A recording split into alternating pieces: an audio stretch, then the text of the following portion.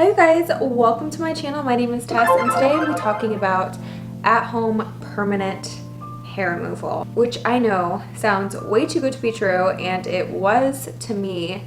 So I'm going to give you the details of how it's possible, if it's possible, and what you should use. Now let's jump into kind of a background about my hair and my skin, that way you know what I'm working with. So since I was a kid, I have dealt with eczema. If you don't know what that is, it's basically a skin condition. It's a rash that is triggered by certain chemicals or allergies to foods that you eat, or even from contact on my skin, so like materials rubbing against it or sweat. It's just extremely sensitive skin. It's very itchy and dry. So needless to say, hair removal has been nothing but a pain for me and a struggle.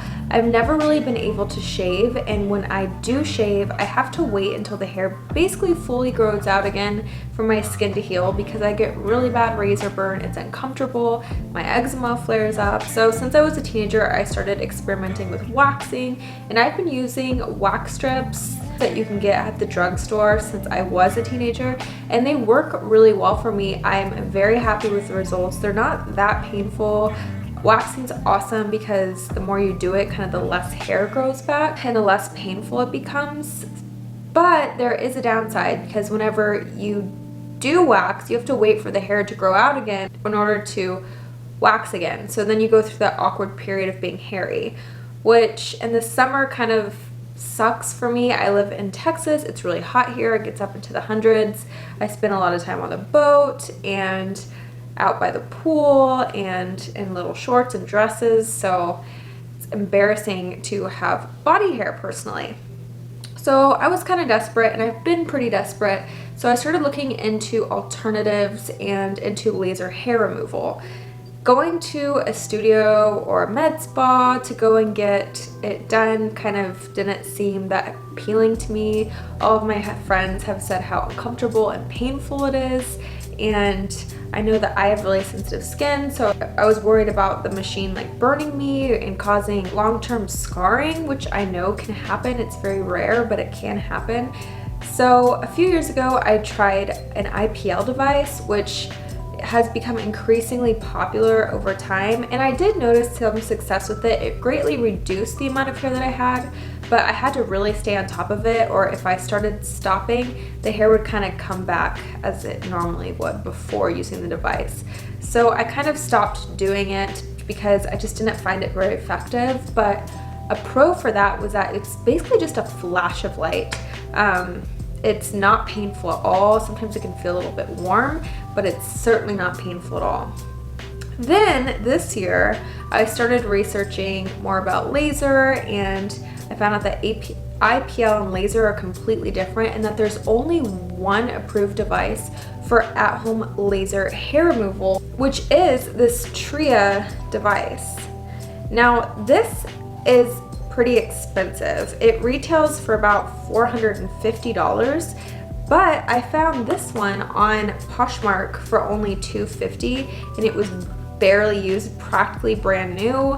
It's been working really well for me. I've been using it for 3 months now, which is why I wanted to give you guys an update, because I have been consistent with this device. So the Tria laser says to use this once every 2 weeks, which I did at first at like the lowest level, and I ended up kind of doing more research, and a lot of people were saying that they were using it more often than that, kind of after every single time they shaved, or once a week. So I started kind of ramping it up to once a week. So it's safe to say I've used this about maybe 10 times since it's been 3 months. Seems about right, about 10 times. I have been doing this kind of all over. I've done my face, I've done my underarms, I've done my legs, and I've done my bikini area. I will say this is not like IPL. This is the real deal, and it is quite painful. So on areas where you have really coarse hair and more hair, you're gonna notice that it's even more painful. So areas like your bikini area or your underarms are gonna be way more painful than your legs or any other part of your body where there's not as much hair. On the more sensitive areas, I'm still not even up to a level 5, and I've used this for a few months now. I can kind of tolerate a level 4 on my underarm, but I'm basically still at a level 3, 4 there. And in my bikini area, after using it for 3 months, I'm still at a level 1 to 2 and maybe 3. On my legs, I am up to a level 5. It doesn't hurt that bad. There's just some areas where it kind of stings, but it's overall not that bad. Something that I don't like about this device is that it's horrible for large sections like your legs. You can see how small this surface is. So going over like your entire leg takes forever. Hello, my Uggs. And I've definitely missed a lot of the surface area using it on my legs just because I'm not being very like precise with it. I'm kind of just going down in rows slowly, and obviously I'm missing a lot of areas and getting lazy as I go on. So I have noticed quite a bit of patchiness in my legs. And under my underarms, I'd say since I started using this, I have about a 70 to 80% reduction in hair. I barely have any hair left on my underarms, and what I do have is very like soft and fine. I no longer have like that shadow and that grow back the next day after shaving. Same with my bikini line. I'd say I have about a 70%, maybe 60, 70% reduction there. I've been taking that a lot slower because it is a more delicate area. On my legs, I'd say about 50%, but again, we know why. And I'm being very patient with this. I'm not expecting overnight results.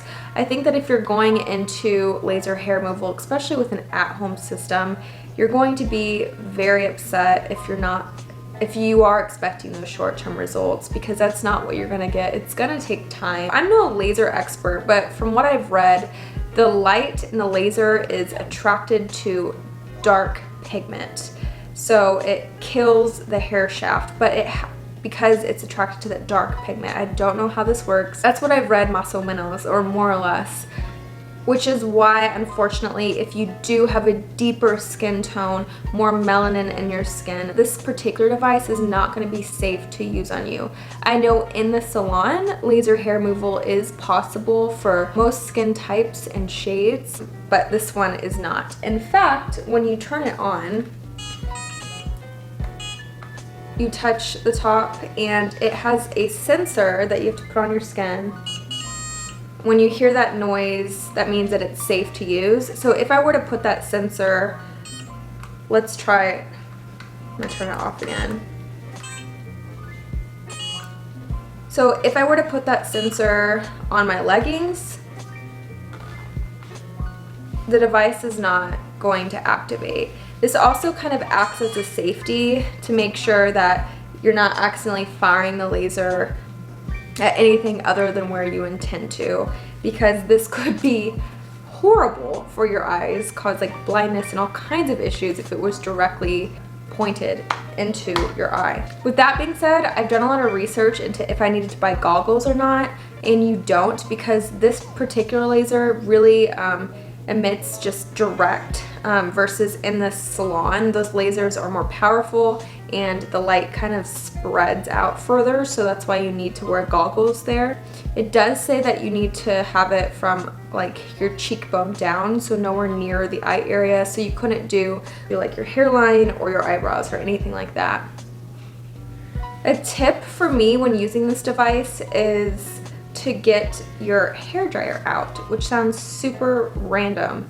But I turn on my hair dryer and I'm kind of crazy. I'll have like this device in one hand and the hair dryer in the other hand when I'm doing my armpits. And I'll have it on the cold air setting. So I'll be having cold air right on the area where I'm using the laser. Not only does the cold air kind of distract from the pain of the laser, but it keeps the area really cool and dry, and it just feels good because the sensation of the laser itself is quite hot, and it's like a sting slash burn feeling. So I found that to be really helpful for me. Will I continue to use this device? Yes, I'm going to keep using this for probably another year. I will let you guys know in another 3 months for a 6-month update on how everything is going, if it's really working. I'm really curious about a year update because I feel like by then I'm not going to be using the device as regularly, so it'll be interesting to see if the results stay and how much more hair loss I will have by then. Would I recommend this device? Absolutely, if it's in budget, but if you really think about it, it seems a little steep, but if you research laser hair removal options, since to get it done professionally is really expensive. This device retails at $450, and for that price, that only would pay for like a couple of leg sessions or whatever, depending on your area. So to have a lifetime of laser and the convenience of having it home, also just the privacy of having it at home. I don't really like people touching me and all up in my space, so it's just really nice to be able to use this whenever I want and to see those results. And I've definitely noticed a lot less irritation from shaving, which is really nice. Speaking of shaving, that's definitely something that you have to do. You have to make sure that before you do a laser treatment with this, you are completely shaved smooth. You can't have any stubble or else it's not going to be efficient, and it's probably just going to hurt more because it's just going to be like zapping the stubble on top of your skin. So yeah. I don't think there's anything else. If you guys have any questions, leave them down below. I'd be really happy to help. Also, please hit that like and subscribe button if you've made it this far. I have a really small channel, and all the feedback that I can get from you guys really means the world to me. So with that said, I will see you guys in the next one.